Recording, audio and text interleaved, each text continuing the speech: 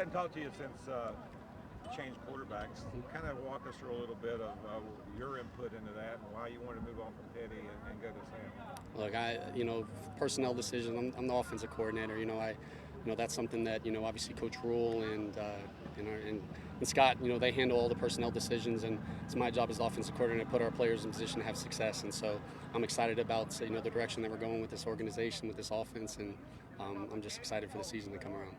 Was that a tough one, given your background with Teddy, to see him go so quickly? Yeah, knowing Teddy from time, but as we all know, this is a business, and it's my job to be the offensive coordinator and just put our players in that position and just make the most of what we have. And I'm excited in the direction that we're going in the quarterback room. What was it about Sam that made you center around him? I think when you watch Sam, you watch him play, you obviously know the talent that he has, and it excites you. Just watch the ball just pop off his hand, and he's a tremendous talent. And then when you finally get the opportunity to get to know him and just see his willingness to learn, how excited he is about learning a new system and just being a part of it, it kind of puts it all on tape that it excites you. And so I'm optimistic about the direction that he's going in this OTAs, and I look forward to when we get the training camp and kind of rolling with it. Was it true that you guys kind of treated him like as an extension of the rookie class, and what things kind of differentiated him from that, just from the fact that he was, obviously had the experience he did at the NFL level?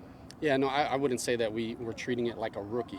Not at all. It's in this opportunity, no matter if we're 10 years in the system or 1 year in the system, we're going to start back at the basics.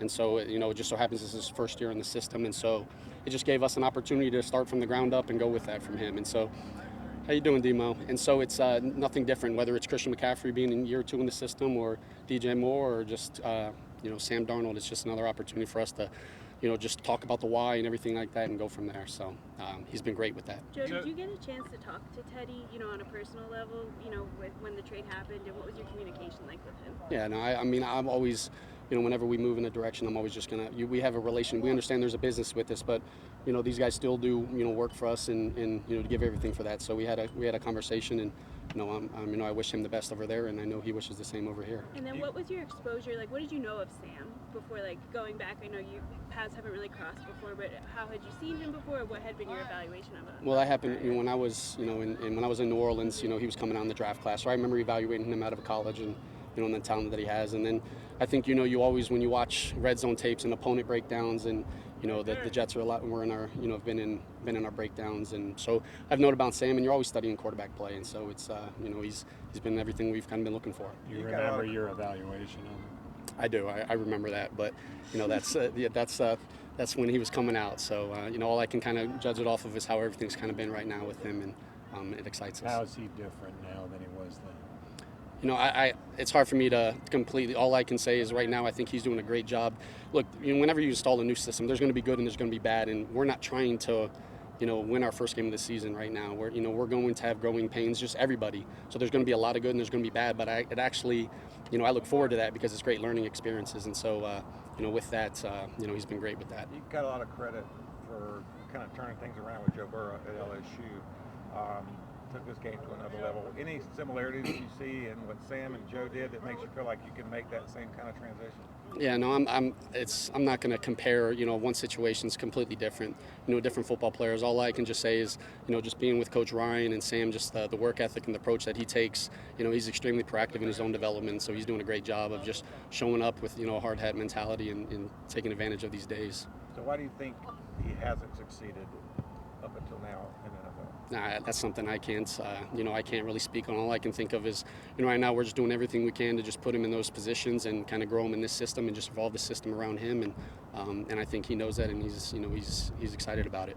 Joe, there was a lot of talk about general things that Sam was good at, the work ethic, the arm strength, that kind of stuff. Have there been specific things you've seen on the field in the last 3 weeks where you're like, okay, I can work with that. That's one of those things. Well, I think the approach that he takes, he's a pro, and regardless of him being 23 years old, the way that he comes out every single day with the mindset of ready to work and asking questions. As soon as we get off the football field, he goes in and watches it, and he's been great with it. He's coachable, and what I love is if he makes a mistake one day, the next day he doesn't make the mistake again, and so he's growing from his experiences, and part of building a system is you're going to go through those things, and so that's what kind of motivates you when you get up and you're excited about it because you see that approach that he's going with, and so I look forward to it. How easy or difficult is it to examine yourself as a play caller, knowing that you're going through a radical change at the signal caller position from this year to last, and just evaluate kind of what you did right, what you did wrong, et cetera? Look, it's my job as offense coordinator, whether we have 11 new players or whether we're all the same. I have to score points and we got to win football games. And so to me, it's not about, if people are new or it's the same people again. It's my job to, we have to put up points and we have to have success offensively. And so if we're not doing that, regardless if it's new people or not, I'm not doing my job. What feedback did you get? I know you don't want to get into specifics, but what feedback did you get about your own Q rating, if you will, when you went out on the interview circuit this past fall? Yeah, that's something that I couldn't even tell you about that, and a lot of that's personal right now. But it was great experiences for me. But it's the last thing on my mind right now is all about trying to find ways to win football games here in Carolina, and the rest will take care of itself. Joe, Matt told us he looked at a lot of old tape of Sam prior to the trade. I'm guessing you did some of that as well. Was there a game? Was there a series that kind of sticks out in your mind? As you look back at it now, that you're like, whoa, arm strength, or this is why he could fit in this system? Yeah, I wouldn't say it's anything in particular. Look, when you evaluate a quarterback over a few years, there's going to be a lot of great plays. I can put a cut up together of, I was a pretty bad wide receiver in college, but if I put a highlight tape, I can put 5 plays and I can look pretty good probably. But so I wouldn't say it was anything in particular. It was just, just seeing, his, seeing him make reads, seeing the throws, seeing him play off schedule, seeing him, in the pocket, identifying protection. So there's a lot. It's not like you're getting a guy that's brand new. You're getting a veteran, a guy that happens to just be young. And so, that's what that was extremely enticing to us. Joe, I know it's early, but with Christian coming off injury, he told us he wants to be full go. He's out here, all that. I know last year when we talked to you, your plan was to use him, as much as he had the year prior. Do you kind of feel the same way about him, or have his injuries changed anything for you? My mindset has not changed with Christian McCaffrey. I mean, you can obviously feel the difference when Christian's out on the football field. You see the production of it, but I told Christian I don't need Christian to be anything more than Christian McCaffrey, and I think that's important for him to know that he doesn't have anything to prove to me, to prove to anybody else. He just needs to be Christian McCaffrey, and when he's coming out here, the work ethic that he's putting into it, man, it's impressive. It's every day there's examples that he's putting on tape that I want everybody to be like, hey, we got to play like this. How does Chuba's addition diversify what you can do with Christian, especially when they're on the field at the same time? Well, look, I obviously he excited us about the prospect, and Coach Rule going against him in college, he knew all about him, but it's the way we look at it is right now we're not looking for any particular person saying, hey, this is the guy that's going to help elevate this guy's game. That running back room is pushing itself right now, and so I think it's a great group of guys that they're all eager, they're excited, they're young, and so they're hungry. And so when you got a guy like Christian that they're following off of, we're obviously pumped about the idea of Chuba kind of finding a role in this offense, but just seeing the work ethic and seeing how everybody else is raising their game because of Christian is what obviously excites you. Teddy mentioned the fact that, and he did. I don't think he was blaming you, but he said we didn't practice enough red zone or 2-minute drills. Address that, and are you making any adjustments in what you're doing offensively with your practice plans this year? No, I don't have anything to say. I know Coach Rule kind of already addressed that with regards to Teddy's comments, but I think as a play caller, you're always looking at what you had success with and what you did. And the reality of it is we had a lot of 2-minute opportunities last year, and we didn't, I didn't get the job done. And so no matter what, we're going to evaluate. I'm going to evaluate myself every year, and we just got to be better in those situations. Joe, do you need the tight ends to be productive for your passing game to be successful, or are there ways to kind of work around that, maybe like you did last year? Yeah, no, I mean, I loved how our tight ends work. There's a reason, we feel like in that tight end room in this offseason, we've, athleticism that we've added, is something I think it's important to get the tight ends involved. The system that the tree that I, kind of grew up in, it's, the tight ends are the most important position on the field, and, the matchups that they create and everything. And so, it's been a point of emphasis this offseason, just trying to get those guys going in the passing game. And I think those guys have kind of taken it and ran with it. Having said that, go ahead. You had familiarity with Terrace Marshall. What could he potentially add, and what you really liked about him when you all were together at LSU? Yeah, I think Terrace's mindset is what kind of separates him. I think he's one of those guys that never gets too high, never gets too low, and I think that's important at the wide receiver position. You're going to have good plays and bad plays, and when you watch Terrace, no matter how many games he played, he was productive, and I think he probably would have been more productive. He just so happened to be playing with other great players, and so I think when you combine his mindset and his playmaking ability, that that was something that we definitely look for that. Having said that about the tight end, Tremble, we often knows a really good blocker. Didn't have a big reputation for receiver. Are there things you can do to make him that threat as a receiver, and how important is it for him to be that as well as a good blocker?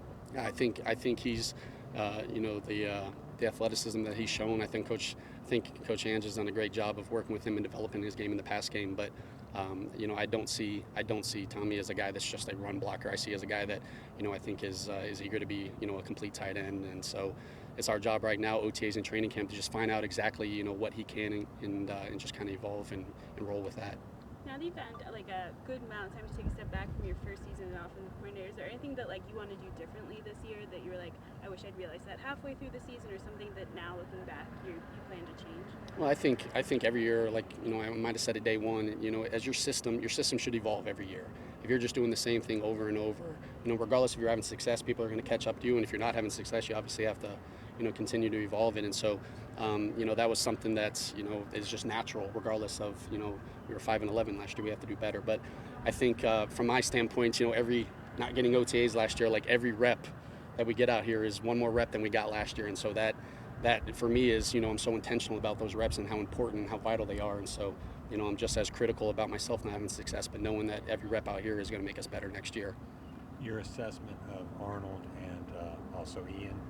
Yeah, no, I've been pleased with the their work ethic. They're making plays in the passing game, and they're developing their game in the run game. And so I don't want tight ends, that sitting there just trying to focus on one thing or the other. And I think that unit, the tight end room right now understands the importance of being complete tight ends. And so at this point, like I said, we're not getting ready to play a game. So we're going to ask guys to do something that they might have not done in the past and see if it becomes something that they can or cannot do. And, I think the work that they've had has been great. I've been extremely pleased. In a perfect world, what do you envision David Moore's role being?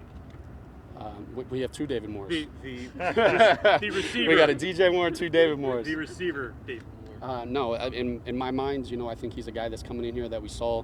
We made plays, obviously, in Seattle, and obviously with Scott, having, familiarity with them. But he's a guy that's going to come here and, and find his niche. And I think that's right now we're kind of working through that and just figuring out. But we know that the guy has been productive in the NFL. He's made plays.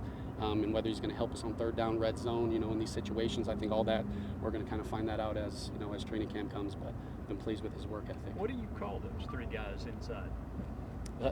Well, that's a great question. A lot of times they know, I got, I'm still trying to come up with a name. I'm trying to come up with a name for Brady Christensen, because when I hear Brady, I naturally look. So, but we're finding our ways. A lot of them know what they're doing. If we're looking at a pass play, I know David Moore, the O-lineman, he's waiting for the end zone view, so I don't worry about it too much.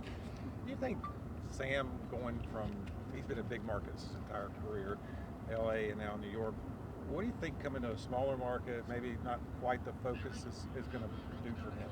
I don't think Sam is even thinking about the market. I think what I've loved about Sam is like he has been all football since he's gotten here. He's not concerned with. I think he's said he's got a mattress on the floor. Like he's all ball, and so that's been as a guy to coach it. We're only allowed to be with him in the building right now and talking football, but just seeing when he steps in the door that day and we're ready for meetings, the questions he has from the previous day. And so you're coaching a guy that's all ball, that's eager, and he's not just, he doesn't want to please, he wants to have success. And so I think there's a difference. And so, that's something I love. I know Curtis was someone you really liked last year, and obviously he was big on third down. Is there someone obviously it's early, but who do you envision maybe filling some of that role? Is that going to go on the tight ends, or how do you kind of see where's that role going? Yeah, the reality of it is there's 1,000 yards out there that, guys got to make plays, and I think it's a great challenge to the guys. And, I wish Curtis all the best. But whether it's the tight end room, the running back room, we've challenged all the guys. The wide receiver room, DJ can get more of those yards, and so Robbie, it all kind of comes full circle. And so we're just challenging those guys that those yards are somewhere, and it's about who's going to make the most of that opportunity. But to pinpoint one guy right now, I think it's a game-to-game thing, and then see who makes the most opportunities in training camp. Is there anything in particular you're wanting Sam Darnold to work on these OTAs and going into training camp? I wouldn't say there's anything in particular. We're having an approach every single day of hey, this is what we're going to get better at. This is what we're going to focus on. So, one day it might be we're going to just work on this 3-step, footwork. One day it might be, hey, some of these reads. And it's the same way we'd approach it when we're 10 years in the system. And so we're just going to start over every time. But, I've loved how he's just taken it and just focused on it and has made the most of it. So, hey, hold on 1 second. We'll take one more from Jonathan and then one more from Joe, and then we'll wrap. So basically, you're just scrapping whatever mistakes he made in the past and just starting from from scratch from here? No, I wouldn't say that. We're just starting from scratch every year with, same thing with Christian McCaffrey. We're starting over. Hey, this is how we're going to teach this and this, even though he's had 1,000 seasons. So we're just sitting there saying, hey, I know this is what you might have done in the past. This is what we might have done last year with DJ Moore, but hey, we're starting over. And so we're just having the mindset with everybody, not in any particular, like, hey, this is what you've been coached. This is how we're going to do things here in Carolina. With the ease of Zoom interviews, there was a narrative this year that a lot of teams, including the Panthers when they interviewed for GM, wanted to pick guys' brains.